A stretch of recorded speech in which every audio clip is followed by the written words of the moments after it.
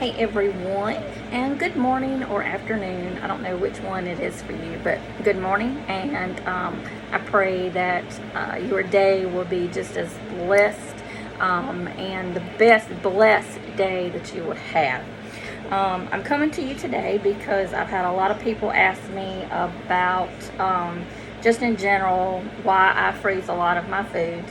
One, it is to preserve them. I buy a lot in bulk and I freeze, or either I can. Today I am going to be bagging chopped onions, okay? And I have, of course, peeled these chopped onions already. All right, I've peeled them, and I'm just going to chop them to the consistency that I want, okay? For these, I want them a little bit bigger chunks, and especially for like stews and stuff, so I'm gonna make them fairly big.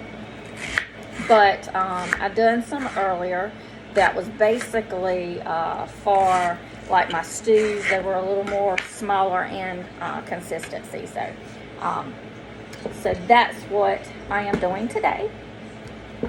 And they go into a big bowl or pot in my case, okay? And these I actually take and put in a Ziploc bag. I'll show you my Ziploc bag. Okay, put it in a Ziploc bag, and what I do is I write on it, like right here I will put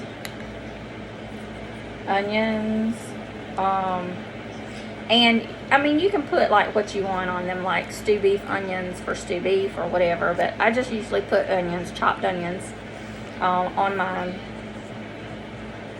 And I put a month and a year at the bottom, like that, month and a year. And then I just take and put them in the bag. When you're putting them in the bag, you want to fill the bag to the consistency, or if you want to do like a bag per meal, like say you're cooking with them, or you want them to go and you want to pre-measure by the cups, you can do that and write the cups of that you have in the bag on the freezer bag. Okay, and this is what I'm going to do. And sometimes it can be a little difficult.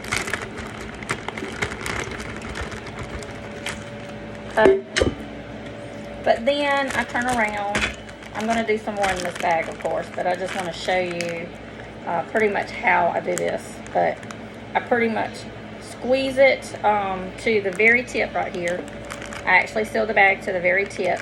Then I fold it, and then I take and squeeze as much air out of it as I can. Okay? And then you have that. Now you can also take and run some water. You can do this with potatoes, carrots, celery. Run some water in the sink. Submerge it up until the very top. Fold it down and seal it, and then bring it back up, and you have an airtight seal too. Airtight sealed bag as well. So I just wanted to show you that today.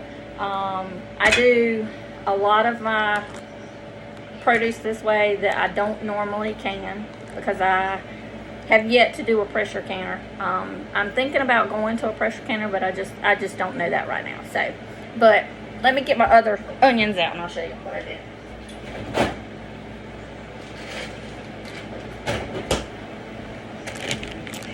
See, this is a gallon bag, and I take and use this every time I need chopped onions for cooking.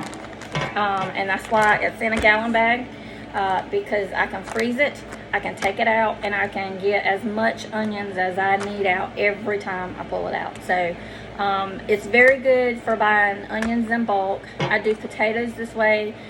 Potatoes I usually take and put in the gallon bags like this, and I usually take about 2 gallons, quart bags, and I usually use about 2 quarts per our family size.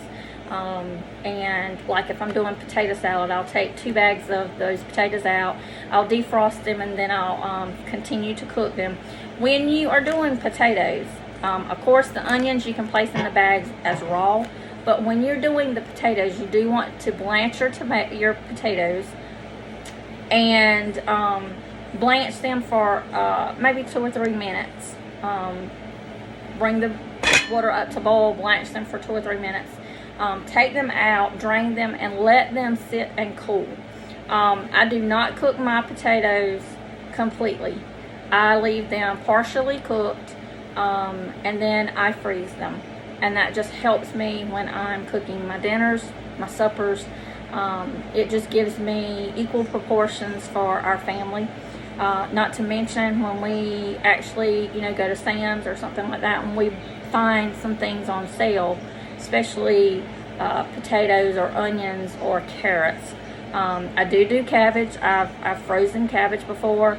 I do the same thing for cabbage as I do for potatoes, guys. I take it out, I blanch it, I season it to taste. I put a little bit of vegetable, canola oil, whichever I use. You can use fatback grease if you want, And then I take it out after I've blanched it for. Now, cabbage I do blanch a little bit longer than my potatoes, but blanch it for about 5 minutes until it is partially cooked. Take it out, rinse it in a colander, and let it cool, and then bag it and put it in your freezer. And you may want to use gallon bags for your family size. For my family size, it's quart bags. So but I do cabbage. I have done squash. I've done the same thing.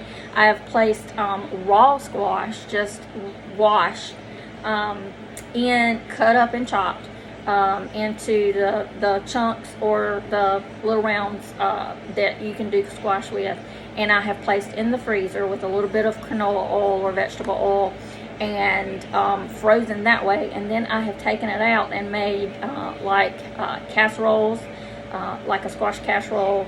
I did zucchini this way. I've also shredded my zucchini and placed my shredded zucchini in the freezer.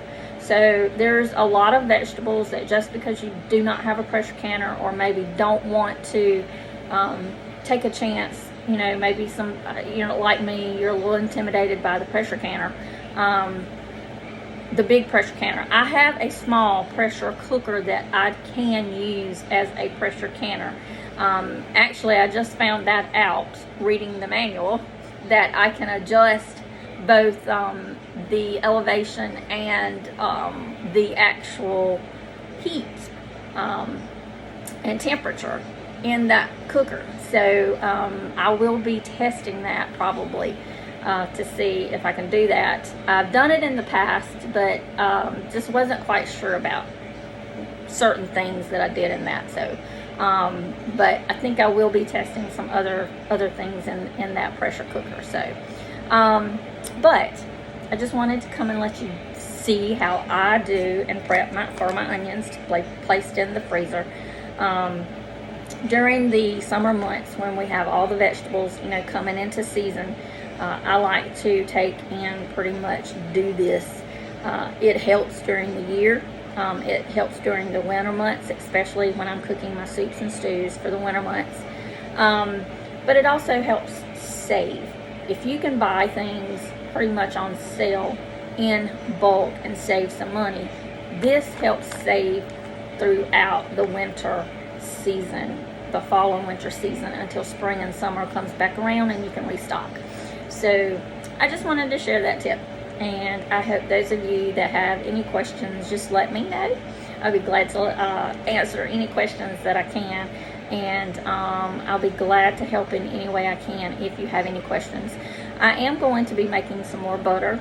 For those of you that caught my YouTube channel or my videos, I did experiment with making butter last week, and the honey butter is a hit. I mean, I'm sorry, but it is just a hit. It has really been very, very good for us here. We love it, and I will be making more of that. So I will be making probably some more salsa coming up too. I really do have a feeling my kids have really loved my salsa this year. So I'm probably going to be needing to do a couple more batches of salsa as well. Just got to figure out where I'm going to store a lot of this stuff until I need them. So the jellies turned out really well, the jelly and jams. I haven't done any more lately because I have run low on some of my jelly jars. So I did find about 4 the other day in the fridge, so I'm able to use those, and I'll be doing a little more jelly pretty soon, probably blueberry jelly because I'm running low on blueberry jelly. So but for all of you that have been asking questions, I hope this answers your questions, and if I can help you in any way with your canning or preserving food, hit me up. I'll be glad to answer any questions for you. I hope this helps you. Bye guys, God bless.